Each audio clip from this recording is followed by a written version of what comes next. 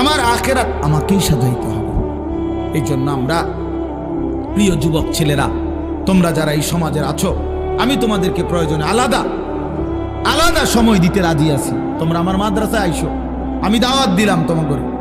তোমরা এই সমাজের প্রত্যেকটা ছেলে প্রয়োজনে আলাদা, শুধু তোমরা যদি শুনতে চাও আমি তোমাদের আলাদা সময় দেবো, কোনো অসুবিধা নেই ইনশাআল্লাহ। আমি বললাম ইনশাআল্লাহ, আমি দাওয়াত দিলাম তোমাদের।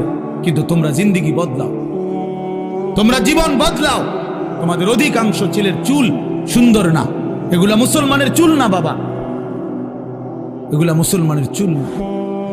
তোমরা যারা নামাজ পড়ো না বাবা, এটা মুসলমানের পরিচয় না বাবা। কেন তুমি নামাজ পড়বা না? আল্লাহ তাআলা জিজ্ঞাসা করে, বান্দা এত বড় আসমান দিয়ে, এত বড় জমিন দিয়ে, এই আর সমস্ত মখলুকাত দিয়ে 24 ঘন্টা বান্দা আমি আল্লাহ তোমাকে লালন পালন করলাম, এত কিছু দিয়েও তোমার মনটা গলাইতে পারলাম না।